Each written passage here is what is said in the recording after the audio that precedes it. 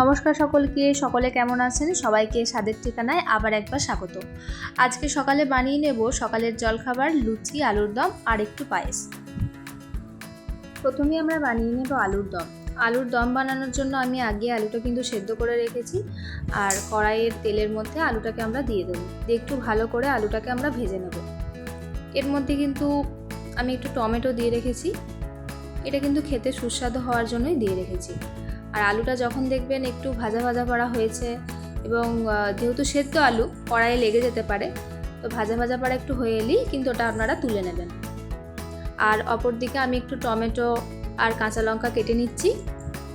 এই টমেটো আর কাঁচা লঙ্কাটা কড়াই আমরা ভেজে নেব।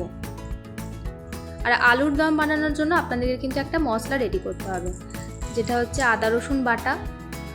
আদা রসুন বাটার মধ্যেই কিন্তু আমরা কিছু মশলা অ্যাড করে দেব, যেমন জিরে গুঁড়ো, ধনে গুঁড়ো, লঙ্কা গুঁড়ো।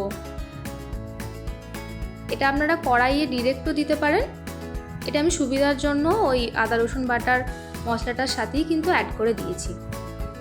এরপর ওই মশলাটা আমরা কড়াইয়ে টমেটো আর কাঁচা লঙ্কার সাথে দিয়ে দেব, এবং ভালো করে মশলাটাকে আমরা নাড়িয়ে নেব। এর মধ্যে আপনারা হলুদ এবং আপনাদের প্রয়োজন মতো স্বাদ মতো নুনও কিন্তু দিয়ে দেবেন। তারপর মশলাটা অনেকক্ষণ ধরে ভালোভাবে আপনারা কষিয়ে নেবেন।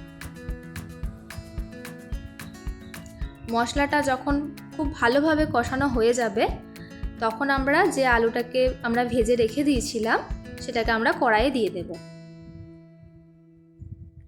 আপনারা কিন্তু বারবার কড়াইটা কিন্তু আলুটাকে খুন্তি দিয়ে নাড়াতে থাকবেন, কারণ যেহেতু সেদ্ধ আলু এবং একবার ভাজাও রয়েছে, ওটা কিন্তু বারবার কিন্তু ধরে যেতে পারে।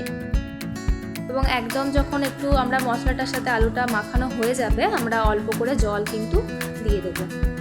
আলুর দমে খুব বেশি জলের প্রয়োজন হয় না, খুব অল্প পরিমাণ জলই কিন্তু আপনারা দেবেন।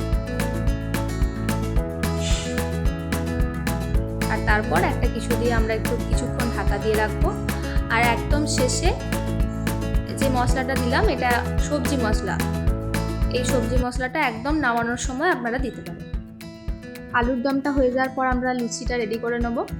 লুচির জন্য আমরা প্রথম ময়দাটাকে মেখে নেব। ময়দার মধ্যে সাদা তেল, আপনাদের স্বাদ মতো নুন এবং চিনি আপনারা দিয়ে দেবেন। আমি এখানে প্রয়োজন মতো সাদা তেল, নুন এবং চিনি দিয়ে দিলাম। এরপর ময়দাটাকে ভালোভাবে মেখে নেব। ময়দাটা মাখার জন্য আপনারা যদি গরম জল ব্যবহার করেন, আমি যেটা সবসময় করে থাকি, তাহলে কিন্তু খুব ভালোভাবে মাখানো যায়।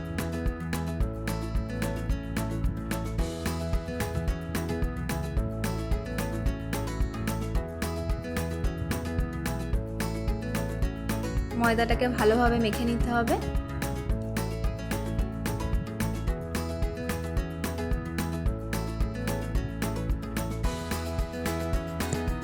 ময়দা মাখা রেডি।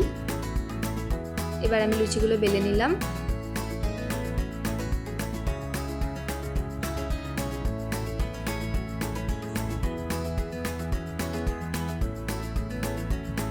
এবার কড়াইতে লুচিগুলো আমি ভেজে নিচ্ছি।